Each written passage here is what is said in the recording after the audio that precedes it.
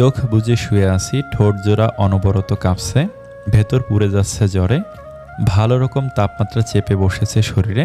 তবে কাউকে আমি ডাকবো না। আম্মু আমার জ্বর দেখলে চেঁচিয়ে বাড়ি মাথায় তুলবে, আব্বু অগত্যা চিন্তায় জড়াবে, আর ভাইয়ার ফাজলামি তখনও চলবে। আমার জন্য ফার্মেসি থেকে রকমারি ঔষধ এনে ঔষধ দিয়ে টর্চার করে মারবে। ফ্যামিলি তো না, আস্ত একটা চিড়িয়াখানা। আমি আবার এই চিড়িয়াখানার ছোটোখাটো সদস্য, ভাবলেও ভয় লাগে। খপ করে দরজা খুলে কে যেন ধরফর করে আমার রুমে ঢুকলো। নিভু নিভু নজরে তাকিয়ে দেখলাম সায়রা ভাবি রুমে ঢুকেছে। ভাবি এসেই আমার সামনে দাঁড়িয়ে উল্লাসিত কণ্ঠে বলল, কি ব্যাপার ননদিনী, আমাদের দাওয়াত দিয়ে এখন তুমি ঘরের মধ্যে ঘাপটি মেরে শুয়ে আছো যে? আমি দুর্বল কণ্ঠে বললাম, না ভাবি, ওই রকম কিছু না, ভালো লাগছিল না তাই শুয়ে আছি। সায়রা ভাবি এবার একটু ব্যস্ত হয়ে পড়ল, বিচলিত গলায় বলল, তোমার গলার কণ্ঠ এমন শোনাচ্ছে কেন? কই কিছু না তো। কিছু না? অনেক কিছু। দেখি আমার কপালে হাত রেখে। সায়রা ভাবি আমার কপালে হাত দিয়ে আটকে উঠল। এ কি, তোমার তো জ্বর আসলো কিভাবে তারা? গায়ের তাপমাত্রা দেখে তো মনে হচ্ছে এখনও ঔষধ পেটে পড়েনি। আমি শোয়া থেকে উঠে বসলাম, একগাল হেসে বললাম, আরে ভাবি কিচ্ছু হয়নি গো, আমার একদম ফিট আছি। কিছু হয়নি তাই না? বললেই হলো। তুমি শুয়ে থাকো, আমি ফবিমাকে ডেকে আনছি। সর্বনাশ করেছে, আম্মু আমার জ্বরের কথা জানলে বকে বকে হাল বেহাল করে ছাড়বে। তাছাড়া অযথা চিন্তাও করবে। হার্টের রুগীকে চিন্তায় ফেলতে নেই, প্রচুর রিস্ক থাকে।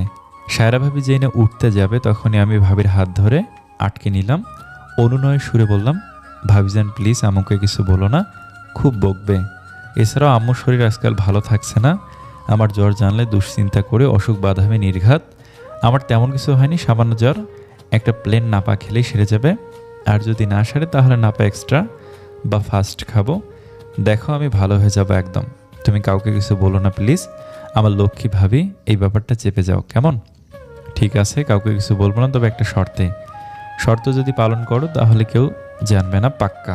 কি শর্ত? চিন্তিত হয়ে কথাটা বললাম। শর্তটা এই যে তুমি আমাদের সাথে খাবার খাবে, আর সেটা এক্ষুনি, তারপর আমার সামনে ঔষধ খাবে। খাবার শব্দটা শুনে গা গুলোতে লাগলো আমার। এই নিম্নমানের বাজে ফিলিংসগুলোর মধ্যে সবার শীর্ষে এই ফিলিংস। মুহূর্তে চেহারায় বিষণ্ণতা এসে হাজির হলো। মুখ কাচুমুচু করে ঠোঁট উল্টে বললাম, আমি এখন খেতে পারবো না ভাবি, বমি পায়। ওহে ভাবি যান, আপনি চলিয়া যান, আমার ভাতাশ্রী অপেক্ষার প্রহর গুনিতেছে। আপনার পদধূলি মাথায় রাখিব, দরকারে গায়েও মাখিব। এই নিরীহ শিশুটিকে জোর করিবেন না, দোহাই লাগে ভাবি যান, আমি খাইব না, খাইব না, খাইব না, দয়া করিয়া আমার জোর করিবেন না। তথাপি বমি করিয়া ভাসাইয়া দিব চারপাশ। ভাব ধরা মন খারাপ নিয়ে বললাম কথাটা। মূলত আমি সায়রা ভাবির সাথে ফাজলামো করে এই সাধু ভাষার উটপটাং প্রয়োগ করছি। তবে ভাবিও কম যায় না, আমাকে কপি করে ভাবিও শুরু করে দিল পটাপট। ওহে বৎস, আমারে ভুলানো এত সহজ নয়। তুমি যাইবা, তুমি খাইবা, আমাদেরও সাপেক্ষে বিড়ম্ব করিও না কন্যা, চলো চলো। ব্যাস এইটুকু বলে ভাবি আমায় টানতে টানতে ডাইনিংয়ে নিয়ে আসলো। এখানে এসে যা বুঝলাম, আমার আব্বু, ভাইয়া, মামাই, মামুনি অলরেডি খেয়ে ফেলেছেন। আম্মুর কথা বলতে পারছি না, 6 চেয়ার বিশিষ্ট ডাইনিং টেবিল হওয়ার কারণে বড়রা আগে খেয়ে নিয়েছে, সবার জায়গায় টেবিলে হবে না। বাকি আছে এখন নীরব ভাইয়া, তার রাক্ষস ভাই, সায়রা ভাবি, আমি আর যায়। সে মাত্র এসে পৌঁছেছে, বেচারি আর একটু হলে ট্রেন ফেল করত। সায়রা ভাবির পাশের চেয়ারে বসেছি আমি। ভেতরটায় বড্ড উসখুস করছে, কারণ দুইটা। নাম্বার 1, খাবার টেবিলে রকমারি আইটেম, খাবারের গন্ধ আমার মোটেও সহ্য হচ্ছে না। নাম্বার 2, টেবিলের ওপাশে মানে আমার ঠিক অপোজিটে অসভ্য লোকটা বসে আছে। আর একে দেখেই আমার 3 ঘন্টা আগের কথা মনে পড়ে যাচ্ছে। নীল ভাইয়া আমায় তখন যেভাবে চুমু খেলো, যা সব বলল, ইস্কি লজ্জাটাই যে লাগছে আমার। পারলে দৌড়ে চলে যেতাম রুমে, কিন্তু আফসোস, এই লোকটার সামনে বসে আমাকে এখন খাবার কিনতে হবে। যথারীতিতে সবাই বসে পড়লাম খেতে। পরিবেশনটা আম্মু করতে চেয়েছিল, কিন্তু আমি নাকচ করে দেই। মামাই মামনির সাথে গল্প করতে বলেছিলাম। কতদিন পর সবাই একখানে হলো, হাসি মজা গল্প গুজব তো মাস্ট। তাছাড়া আম্মুরও মন ভালো হবে। চেয়ার থেকে উঠে দাঁড়ালাম সবার পাতে খাবার বেড়ে দেওয়ার জন্য। আমার জ্বর ক্রমেই বাড়ছে, হাত পা মৃদু কাঁপছে। টনটনে শরীর নিয়ে ভাতের গামলাটা হাতে নিতে যাব, অমনি সায়রা ভাবি ওটা কেড়ে নিল। আমি করছি, তুমি খাও না নন্দিনী। এই না না, তুমি কেন করবে ভাবি? আমি করে নিচ্ছি। তুমি আজ আমাদের বাড়ির মেহমান, তাই তোমার কিছু করা চলবে না। ওরে আমার পাকা গিন্নি রে, মেহমান আমি। শোনো দারামণি, এটা তোমার ভাইয়ার ফুপির বাসা। তাহলে আমারও কিন্তু ফুপির বাসাই হচ্ছে। এখন তুমি বলো, আমি নিশ্চয়ই এ বাড়ির পর নই। এইটুকু করাই যায়। তুমি বসো তো। ভাবির সাথে কথায় না পেরে খেতে বসলাম। ভাবি সবাইকে খাবার বেড়ে দেওয়ার পর আমরা সবাই খেতে শুরু করলাম। ভাতের সাথে মাংসের ঝোল, আলু আর পরিমাণ মতো লেবু মেখে খাচ্ছি। লেবুহীন আমি একটা দানাও গিলতে পারবো না। খাবার খুব তিতা লাগছে। জ্বরের মুখে খাবার তিতাই লাগে, মুখ কিরমির করে, কোনো রকম গিলছি। ভাবি ব্যতীত বাকিরা আমার দিকে সন্ধানু চোখে তাকিয়ে আছে।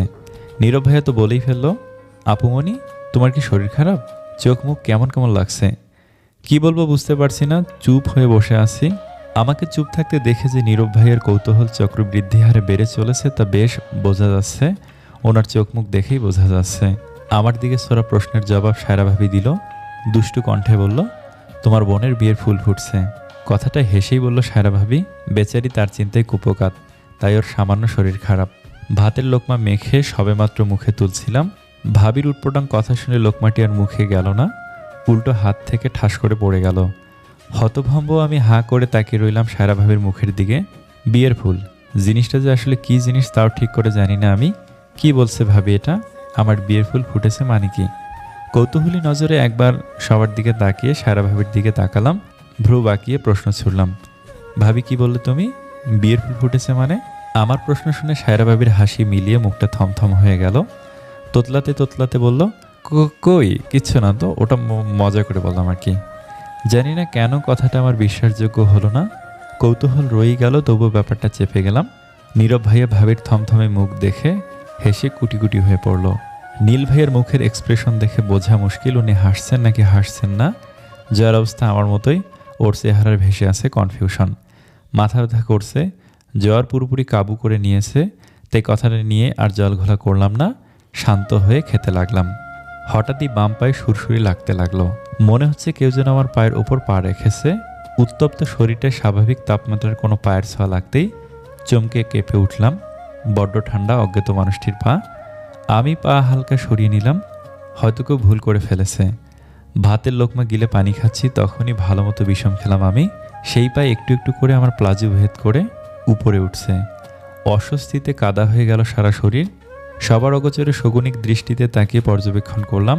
আর যা দেখলাম তা দেখে আমি হতভাগ। দেখলাম নীল ভাইয়া খেতে খেতে মিটিমিটি হাসছেন।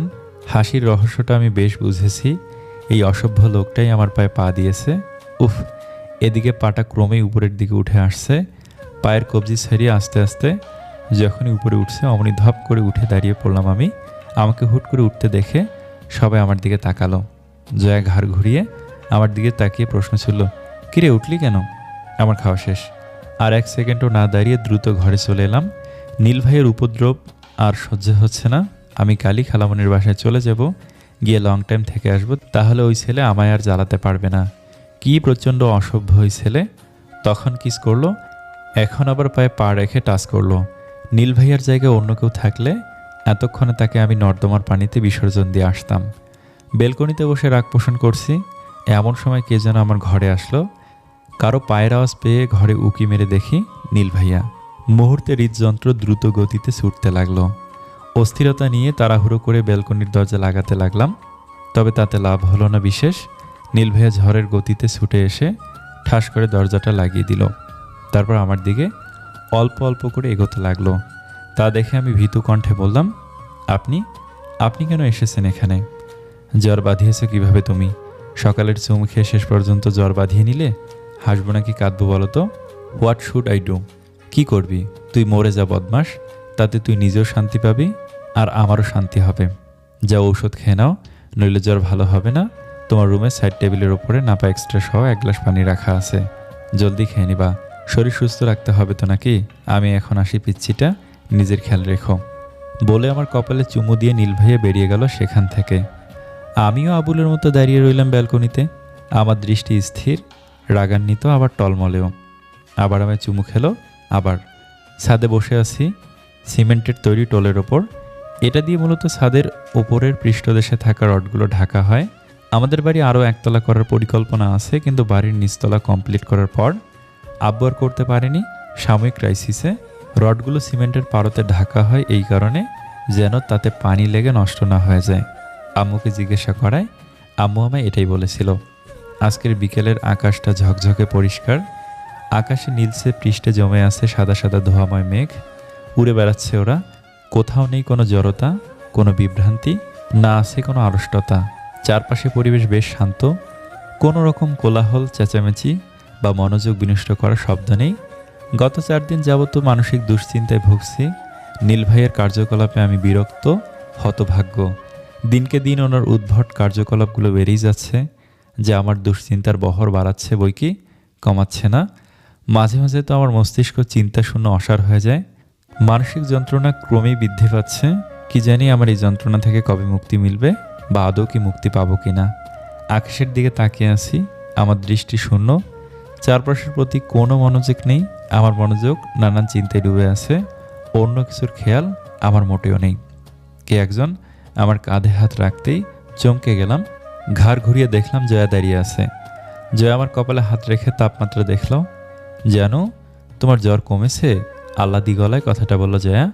কমেছে? হঠাৎ তো ঢং করার কারণটা কি জানতে পারি? এটা তো ঢং মনে হলো। ভালোবাসাও আজকালকার মানুষদের ঢং মনে হয়।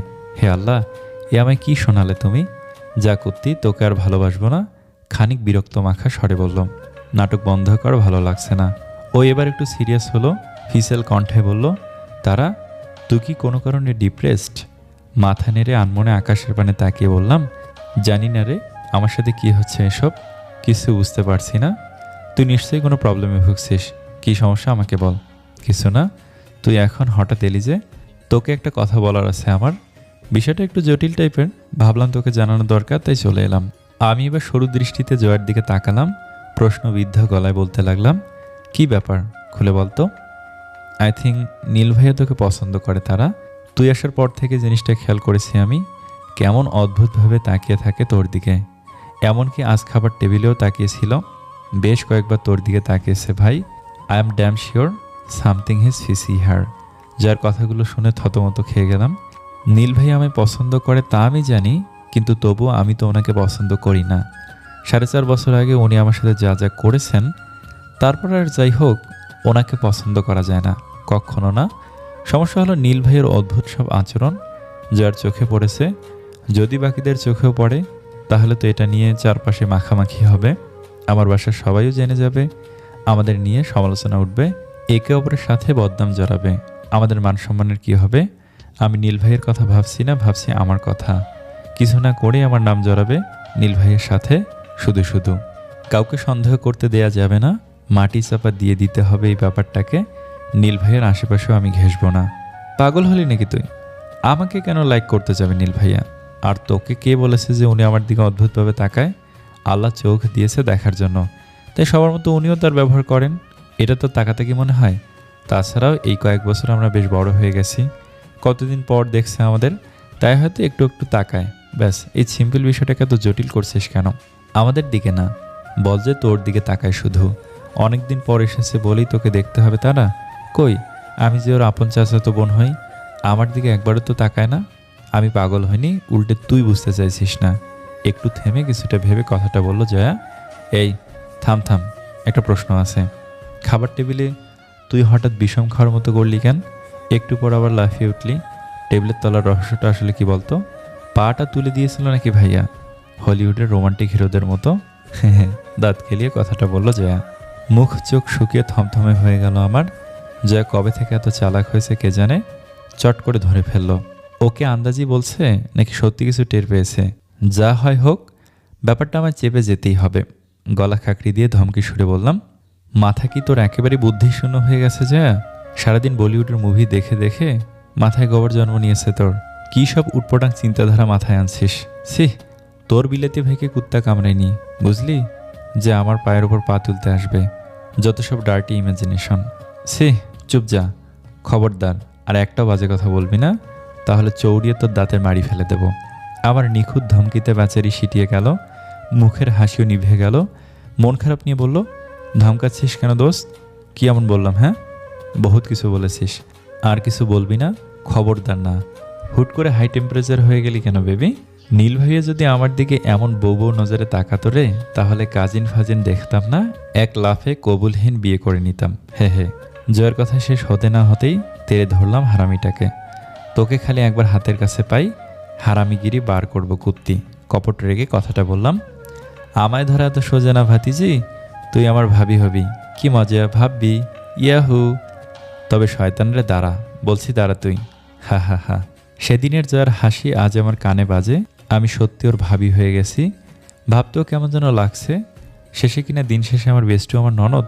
ব্যাস, পারফেক্ট। নীল ভাইয়ের কথায় অতীত থেকে বেরিয়ে বর্তমানে আসলাম। পারফেক্ট বলার কারণ ঠিক বুঝতে পারছি না। সাজানো কি তবে কমপ্লিট? নীল ভাইয়া আমার হাত ধরে বিছানায় বসা অবস্থা থেকে টেনে তুললেন। তারপর ড্রেসিং টেবিলের সামনে নিয়ে গিয়ে দাঁড় করালে আয়নায় নিজেকে দেখে চমকে উঠলাম আমি। একদম বউ লাগছে আমায়, একদম অন্যরকম। নিখুঁত পরিপাটিভাবে সাজিয়েছেন নীল ভাইয়া আমায়। সামনের চুলগুলো হালকা হালকা ফুলনো, তার সাথে মোটা খোপায় বাঁধা সেগুলি। অল্প বিস্তর কিছু চুল বরাবরের মতোই কপালের উপর পড়ে আছে। আমার চোখে টানা টানা করে কাজল পরানো হয়েছে। ঠোঁটে হালকা গোলাপি রঙের ম্যাট লিপস্টিক। মুখে কিছু ইউজ করা হয়নি। শাড়ির সাথে গলায় ম্যাচিং লকেট ঝুলছে। কানে সিম্পল ডিজাইনের সোনার দুল। হাতের দিকে তাকিয়ে খেয়াল করলাম আমার হাতে একজোড়া চুড়ি, অবভিয়াসলি সোনার। এটা আম্মু দিয়েছে তোমায়। দুই ছেলের বউয়ের জন্য সব কিছু জোড়া জোড়া করে কিনে রেখেছে আম্মু। এতটুকু বলে নীল ভাইয়া আমায় পেছন থেকে জড়িয়ে ধরলেন। আদো আদো গলায় বললেন, কিছু বলবে না যে? আমার বউ সাজানো কেমন হয়েছে? কেমন দেখাচ্ছে গো আমার বউকে? পছন্দ হয়েছে বউ? ওনার স্পর্শে গুটিয়ে গুটিসুটি হয়ে গেলাম। পেট বরাবর শক্ত করে জড়িয়ে ধরে ক্রমাগত পিঠে নাক ঘষছেন উনি। আর এদিকে আমার অবস্থাও খারাপ হয়ে পড়ছে। আমার ভাগ্যে এত কেন অস্বস্তি লেখা আছে? বজ্জাত লোকটা বিরক্ত করে মারল। বাম হাতের কনুই দিয়ে ওনার পেটে গুঁতো মারতেই ছেড়ে দিয়ে সরে গেল ডেভিলটা। সরি পেটে হাত বোলাতে লাগলেন। লেগেছে লেগেছে, হ্যাঁ হ্যাঁ বেশ হয়েছে। উনি কিছু বলতে যাবে তার আগেই মুখ ভেঙিয়ে দৌড় দিলাম। তুই থাক তোর ব্যথা নিয়ে, নেক্সট টাইম ধরতে আসিস তোকে গুঁতো মেরে মেরে ভূত বানিয়ে দেব। খাবার টেবিলে সবার সাথে বসে খাচ্ছি। আমার বাম পাশে ভাবি আর ডান পাশে বসে আছে মামনি, তার পাশে নীরব ভাইয়া। ডাইনিংয়ে মাস্টার চেয়ারে মামাই বসে আছে। আর আমার ঠিক অপোজিটে চিরপরিচিত অসভ্যটা বসে খাচ্ছে একটু আর চোখে তাকাচ্ছে, খাচ্ছে আর তাকাচ্ছে। ভাবসাব দেখে মনে হচ্ছে জীবনে দেখেনি আমায়। যত সব অসভ্য দেশটা ভরে গেল। মামনি খেতে খেতে সায়রা ভাবিকে বলল, সায়রা খাওয়া শেষে একটু বসে তারাকে সাজিয়ে দিও। আজ তো ওকে বাপের বাড়ি যেতে হবে, বউ ভাতের অনুষ্ঠানও শুরু হবে একটু পর। তাড়াতাড়ি সব করে ফেলিও বড় বউ। সায়রা ভাবি মামনিকে আশ্বস্ত করে বলল, আপনি কোনো চিন্তা করবেন না মা, আমি সব সামলে নেব। আপনি শুধু আমায় একটু দেখিয়ে দেবেন তাহলেই হবে। নীরব ভাইও উৎসাহিত কণ্ঠে বলল, আম্মু তুমি চাপ নিও না, আমি আসি তো নাকি। সায়রা ভাইয়ের পাশাপাশি আমিও সব করে নেব, তুমি শুধু দেখবে সব ঠিকঠাক হচ্ছে কিনা। মামনি স্বস্তি ভরা নিঃশ্বাস নিয়ে বললেন, তোরা আসিস বলেই তো চিন্তামুক্ত হই। আমি জানি আমার ছেলেমেয়েরা সব কাজ মিলেমিশে করে ফেলবে, আমাকে দরকারই নেই তাদের। আচ্ছা বাবা তুই রান্নার লোক ঠিক করে এসেছিস তো? আজ বাসা অনেক রান্না, সায়রা আমি একা একা এতগুলো রান্না করতে পারবো না। বলেছি আম্মু, একটু পরেই ওরা চলে আসবে সবাই, বেশি চিন্তা করো না। মামনি আর ভাইয়ের কথার মাঝে বাম হাত চালিয়ে দিয়ে নীল ভাইয়া মামনিকে বললেন, আম্মু আমার একটা কথা বলার ছিল। কি বলবি? কৌতূহলী কণ্ঠে কথাটা বলল মামনি। আমার রুমের খাট চেঞ্জ করিয়ে একটা বক্স খাট সেট করে দিও আজই। মামনি অবাক হয়ে প্রশ্ন করলেন, হঠাৎ খাট বদলাতে হবে কেন? গত বছরই তো কেনা হয়েছে, এখনও ঠিকঠাক আছে। আমি জানি ওটার কোনো ড্যামেজ হয়নি, বাট তবু আই ডোন্ট লাইক দ্যাট আম্মু। বেডের নিচের অংশ যেহেতু পুরোটাই ফাঁকা, বলা তো যায় না কখন কি ঢুকে বসে থাকে। আমার দিকে আর চোখে তাকিয়ে আমার ওপর অ্যাটাক করে যদি কেউ ক্ষতিটতি করে দেয়। তোমার একমাত্র ছোট ছেলে আমি, এখন আবার ছোট বউ চলে এসেছে, এত রিস্ক নেওয়া কি ঠিক হবে বলো? তাই বলছি একটা বক্স খাট ম্যানেজ করো, তাহলে কিছু লুকিয়ে থাকতে পারবে না। ঠোঁট চেপে হাসি লুকিয়ে। নীল ভাইয়ের কথা শেষ হওয়ার সঙ্গে সঙ্গে সায়রা ভাবি মেকি হেসে বলল, কি ঢুকে বসে থাকে নীল? তোমার কথা শুনে মনে হচ্ছে বড় কোনো অ্যানাকোন্ডা ঢুকে থাকে। আচ্ছা সত্যি করে বলো তো, জিনিসটা কি খুবই বড় সাইজের? ঠোঁটে চেপে হেসে কথাটা বললেন সায়রা ভাবি। ভাবির কথা শুনে বড়সড় বিষম খেয়ে ফেললাম। মামাই মামুনি আমার বিষম খাওয়া দেখে বিচলিত হয়ে পড়লেন। পানি খেয়ে পিঠে কয়েকটা চাপড় মেরে আমায় স্বাভাবিক করলেন। মামাই আমার দিকে প্রশ্ন ছুঁড়ে মারলেন, মা তুমি বিষম খেলে কি করে? মামনিও প্রশ্ন ছুঁড়ে মারলেন, তবে তা আমার দিকে না, সায়রা ভাবির দিকে। কি বলছো মা তুমি? খাটের নিচে বড় সাইজের কি ঢুকে থাকে? কি বলছো এসব? ভাবি পুরো ব্যাপারটা এড়িয়ে বলল, না মা কিছুই না, আমি নীলের সাথে মজা করেছিলাম। ও তারা তুই খেয়ে তৈরি হয়ে নিস মা, দুপুরের আগে তোদের বাড়ির সবাই চলে আসবে, আমাদের কিছু আত্মীয় স্বজনও আসবে, বুঝেছিস? আমি মাথা নাড়িয়ে হ্যাঁ জানালাম। মামনি মামাই খাওয়া শেষ করে উঠে গেলেন। ডাইনিংয়ে বসে আছি শুধু আমরা চারজন। জানি না কেন সায়রা ভাবি আমার দিকে তাকিয়ে মেকি হাসছে। নীরব ভাইয়াও তার বউয়ের দেখা দেখে মৃদু হাসছে। আর নীল ভাইয়া, ওই ব্যাটা তো হাসবেই, আমার দিকে চিল নজরে এমনভাবে তাকিয়ে হাসছে যেন আমি কোনো সার্কাসের জোকার। শালা বজ্জাতের জন্য সবাই আমার ওপর হাসছে, আমাকে হাসির খোরাক বানিয়ে ছেড়েছে। মেন কালপিট তো ওই, আমি জানি, সব জানি। খাটের নিচে ওটা ঢুকে থাকে এটা বলে আমাকেই মেনশন করেছে। ইচ্ছে করছে রাক্ষসী রানী কটকটির মতো ওর ঘাটটা চিবিয়ে চিবিয়ে খাই। উল্লুক কোথাকার। অগ্নিদৃষ্টিতে নীল ভাইয়ের দিকে দাঁত কটমট করে তাকিয়ে রাগ দমন করছি। আমি চাইলেও ওনাকে খেতে পারবো না, তাই চোখ দিয়ে ভস্য করার চেষ্টা চালাচ্ছি। কিছুক্ষণ নীল ভাইয়ের প্রতি রাগ পোষণ করে চোখ সরিয়ে খাওয়াতে মনোযোগ দিলাম। আজ আমার কি হয়েছে জানি না, প্রায় 20 মিনিট হতে চললো অথচ 2টা লুচি এখনও শেষ করতে পারলাম না। খেতে খেতে আমার হঠাৎ ঘুম পেয়ে গেল। অনেকক্ষণ আগে থেকে ঘুম পাচ্ছে আমার, কিন্তু একটু আগে বিষম খাওয়ায় ঘুমটা ছুটে গেছিল, এখন আবার ঘুম পাচ্ছে। আমাকে খেতে খেতে ঢুলতে দেখে সায়রাভাবে চমৎকার হেসে বললেন, কি ব্যাপার তারা, তুমি ঢুলছো যে? রাতে ঘুম হয়নি বুঝি? দুষ্ট গলায় কথাটা বললাম। আমি 7-5 না ভেবে মন খারাপ নিয়ে বললাম, ভাবি, হয়নি তো ঘুম। ভাবি নীল ভাইয়ের দিকে সরু চোখে তাকিয়ে ভুরু নাচাতে নাচাতে বলল, এ কি দেবরজি, কি শুনছি এসব? তুমি মাসুম মেয়েটাকে পুরোটা রাত ঘুমাতে দাওনি? Very bad. বলিব তো পালিয়ে যাচ্ছে না, এত অধৈর্য হলে চলে ভাই? ভাবির কথা শেষ হতে নীল ভাইয়া জোরে জোরে কাশতে লাগলো। ওনার কাশি দেখে মনে হচ্ছে উনি খুব দ্রুত যক্ষা রোগীর পদবিটা ছিনিয়ে নিতে চাইছেন, আর তা পেয়েও যাবেন। খেয়াল করলাম নীরব ভাইয়া মুখ টিপে হাসছে। ভাবিরও দেখে একই অবস্থা। বুঝতে পারছি না কিছু। ভাইয়া ভাবি হাসছে, উনি কাশছে। বলি হচ্ছেটা কি? কি এমন করলাম বাপু যে সবার সামনে এমন হাল বেহাল অবস্থা? খাওয়া শেষ হলে নীল ভাইয়া আমায় রুমে টেনে এনে দরজা লক করে কোমরে হাত রেখে দাঁড়িয়ে পড়লেন। নিরুত্তাপ কণ্ঠে বললেন, তুমি এটা কি করলে তারা? এভাবে আমার প্রেস্টিজ ধুলাতে মিশিয়ে দিলে? কিছু না করে ফেসে গেলাম। পূর্ণ দৃষ্টি নিক্ষেপ করে ওনার দিকে তাকালাম আমি। তারপর ছোট ছোট চোখ করে অবাক কণ্ঠে বললাম, কি করেছি? উনি নিজের কপাল চাপড়ে তটস্থ হয়ে বললেন, ও মাই গড, তুমি এখনও বোঝোনি তুমি কি করে এসেছো? তুমি কি ছোট বাচ্চা আছো তারা? ভাই ভাবি কি ভাবলো বলো আমায়? ইজ্জত আর রইল না আমার। লোকটা এত বকে কেন কে জানে, খালি আউলফল কথা বলে বিব্রত করে আমায়। আমি বাচ্চা, আমায় বাচ্চা বলে অপমান করা, তাই না? আমার উত্তপ্ত অস্থিমজ্জা বেশ রেগে আছে, যার ফলে বানভাসী অপমানে ভাসিয়ে দিতে মন চাইছে ওনাকে। অকপটে রেগে বললাম, আমি কি এমন করেছি? হ্যাঁ, আপনার জন্যই আমি কাল সারা রাত ঘুমাতে পারিনি। আপনি আমায় যেভাবে চেপে ধরেছিলেন আমার দম ফুরিয়ে যাচ্ছিল। ঘুমাতাম কিভাবে আমি? যা সত্যি তাই বলেছি ভাবিকে। উনি বিমূঢ় কণ্ঠে বলল, তুমি আর আমি জানি কি কারণে তুমি ঘুমাওনি, কিন্তু ভাই ভাবি তো জানে না, সো ওরা অন্য কিছু ভেবে বসেছে। Moral of the story is today you have lick my prestige. Innocent ছেলেটাকে উইদাউট এনি রিজন ফাঁসিয়ে দিলে তারা। আপনাকে ফাঁসিয়েছে মানে কি ভাইয়া? কি এমন ভাবছে ওরা যে আপনার প্রেস্টিজ একেবারে মাটিতে মিশে লুটোপুটি খাচ্ছে? নীল ভাইয়া শ্লেষাত্মক হেসে বললেন, কি ভেবেছে ওরা শুনবে? ভেবেছে? আমার কানে ফিসফিসিয়ে বলল। এক নিমিষে থমথমে হয়ে গেল মুখটা আমার। ভেতরটা ভরে উঠল বিদিকিস্তি অস্বস্তিতে। সি ভাইয়া, ভাবি এজন্য হাসছিল? আমি এ কী করে ফেললাম? সি ভাইয়া, ভাবি এজন্য এত হাসছিল? আমি এ কী করে ফেললাম? এবার বুঝলে তো কি করে এসেছো তুমি? সামান্য তোমায় জড়িয়ে ধরে ঘুমিয়েছি, ঘুম হারাম করিনি। যদি জানতাম আজ তুমি আমার প্রেস্টিজ পাঞ্চার করবে, তাহলে কাল সুদে আসলে উসুল করে নিতাম বেবি। চোখ টিপে কথাটা বলল, চুল ছিঁড়ব? আমি নিজের চুল ছিঁড়ব? ধ্যাত, ভালো কথা বলা যায় না দেখি। বলেছি এক আর হয়ে গেল আর এক। গাল ফুলিয়ে চেহারায় আলগা মন খারাপের ছাপ ফুটিয়ে দাঁড়িয়ে আছি। নীল ভাইয়ের দিকে তাকাতে লজ্জা করছে, ভীষণ লজ্জা করছে আমার। ভেতর ভেতর অনুশোচনায় ভুগছি। কি যে কি করে ফেললাম। নীল ভাই আমার কাছে এসে আমার দিকে হালকা ঝুঁকে বলল, কি এখন চুপ করে আছো কেন? কথা বন্ধ হয়ে গেছে বউ। আমি তাকালাম না ওনার দিকে। ওই যে লজ্জা, লজ্জা সর্বগ্রাস করে ফেলেছে আমায়।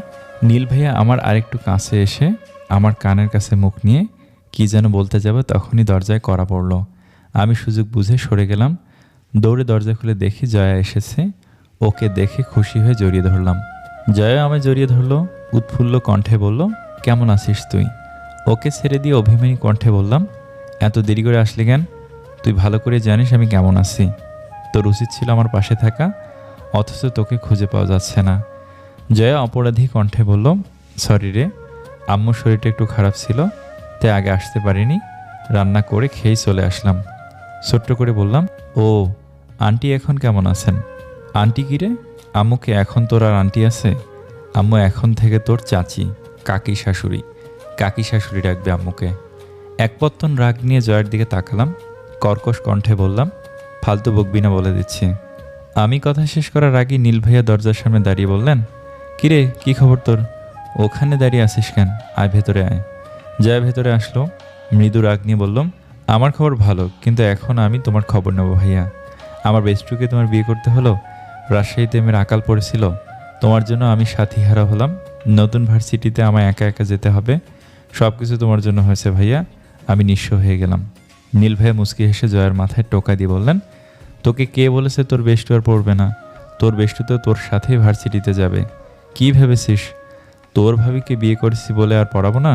ওর স্টাডি আমি কমপ্লিট করাবো, বুঝেছিস? তার মানে তারাও আমার সাথে ভার্সিটি যাবে? খুশি হয়ে কথাটা বললো যে ইয়েস, অফকোর্স যাবে। বিয়ের সব রিচুয়ালগুলো কমপ্লিট হোক, দেন তোদের দুজনে টিউটর হব আমি। পড়াশোনা তো আল্লাহর রাস্তায় একদমই করিস না, এসএসসি এক্সাম দিয়েই বাংলাদেশ পাশ করে ফেলেছিস দুজন। বিশ্ববিদ্যালয়ে ভর্তি পরীক্ষার সব বই কিনে রাখবি, টাইম বেশি নেই, হাতে 2.5 মাস আছে মাত্র। তোদের রাজশাহী ভার্সিটিতে অ্যাডমিশন পেতেই হবে, সো আজ বাসায় গিয়ে প্রিপারেশান নিবি। আমি কিন্তু পড়াশোনা নিয়ে ছেলে মানুষই পছন্দ করি না, সিরিয়াস হ, নয়তো আমার হাতের মার খেয়ে মানুষ হয়ে যাবে। বিস্ফোরিত দৃষ্টিতে নীল ভাইয়ের দিকে তাকালাম আমরা। আমাদের এভাবে তাকানোর মূল কারণটা হলো নীল ভাইয়ের বলা কথাগুলো। রাজশাহী বিশ্ববিদ্যালয়ের অ্যাডমিশন, হ্যাঁ, ওনার কথাগুলো শুনে মনে হচ্ছে আমাদের মুখ দেখে ওরা ভর্তি নিয়ে নেবে। প্রতি বছর লাখ লাখ স্টুডেন্ট পরীক্ষা দেয়, তার মধ্যে অ্যাডমিশনের চান্স পায় মাত্র কয়েকশো স্টুডেন্ট। ওখানে চান্স পাওয়া এত সোজা না, প্রচুর পড়াশোনা করতে হয়। আমাদের মতো মধ্যবিত্ত মধ্যমানের স্টুডেন্টকে অ্যাডমিশন পাবে রাজশাহীতে? আমরা খুব খারাপ স্টুডেন্ট না, আবার যে খুব ভালো কলেজ টপার তাও না। আমি কি পাবো আদৌ রাজশাহী ভার্সিটিতে অ্যাডমিশন? উফ, এখন তো প্রচণ্ড চিন্তা হচ্ছে। নীল ভাইয়া যদি আমাদের টিউটর হয় তাহলে তো সব গেল, এই বয়সে মান সম্মানের সিটে ফোটাও থাকবে না। যদিও জয়ের খুব একটা প্রবলেম হবে না, ও তো থাকবে ওর বাড়িতে, প্রবলেমটা হবে আমার। যেন তেন প্রবলেম নয়, বিশাল প্রবলেম হয়ে যাবে। আমার জীবনটাই ওনার সাথে জুড়ে আছে, উনি তো এখন আমার বর। 24 আওয়ার্স আমাকে ওনার সাথে থাকতে হবে, and I am damn sure আমাকে বই খাতা দিয়ে টর্চার করতে করতে শহীদ করবে লোকটা। ভাবলে চোখ ভরে জল আসছে। আমি কাঁদবো, আমি পড়বো না, এই রাক্ষসের কাছে পড়বো না। জীবনটা আমার নাশ নাশ করে ছাড়বে এই ছেলে। এক কথায় লাইফকে #bandbaza.com বানিয়ে দেবে। হে আল্লাহ, আমার উপর এত অবিচার কেন করছো গো? 5 ওয়াক্ত নামাজ পড়ে কত শুধু দোয়া করি তোমার কাছে, শেষ কাণ্ডে আমায় দিলে তো দিলে, এমন তেতো জামাই দিলে। কিরে তোরা হঠাৎ চুপ করে গেলি যে, ব্যাপার কি? পড়াশোনার কথা শোনা মাত্রই গায়ে জ্বর এসে গেছে তাই না? তাচ্ছিল্য করে কথাটা বলল নীল ভাইয়া। জয়া ঠোঁট ফুলিয়ে কাঁদো কাঁদো কণ্ঠে বলল, শুধু জ্বর নয় নীল ভাইয়া, আমি নিউমোনিয়া রোগে আক্রান্ত। আমি এখন আসি, হ্যাঁ, পরে দেখা হবে। তারা ভাবি গেলাম ভাই আমার দিকে তাকিয়ে। জয়া যেতে নিলেই ওর হাত ধরে ফেললাম আমি। দাঁড়া, কোথায় যাচ্ছিস তুই? কথা আছে তোর সাথে, বাইরে চল। জয়াকে টেনে নিয়ে বাগানে চলে গেলাম আমি। তারপর দুজনে দোলনায় বসলাম। বসার পরপরই জয়ার কান টেনে ধরলাম। কি যেন বলছিলি? ভাবি। আমি তাই তো, বিশর মুখে ব্যথায় কোকাতে কোকাতে ও আমায় জবাব দিলা, ওহ লাগছে। কেন? ভাইয়ের বউ তো ভাবি হয়, তুই তো আমার ভাবি হোস। তোমার বরকে বলে দিও ভাবি আমি তার কাছে মোটেও পড়ছি না, তোমাকেই পড়াতে বলিও। বর বউ আলাদা একসাথে টাইম স্পেন্ড করবে, আহ কি ভালোই যে লাগবে। তাছাড়া পড়া না পড়লে ভাইয়া তোমায় মারবে। চোখের সামনে আদরের ভাবিটিকে যে মার খেতে দেখলে আমার বড্ড কষ্ট লাগবে। কপট রেখে বললাম, আমি এই বিয়ে মানি না, খবরদার আমাকে ভাবি ডাকবি না বলে দিলাম। না মানলেও তুই এখন ভাইয়ের বউ তারা।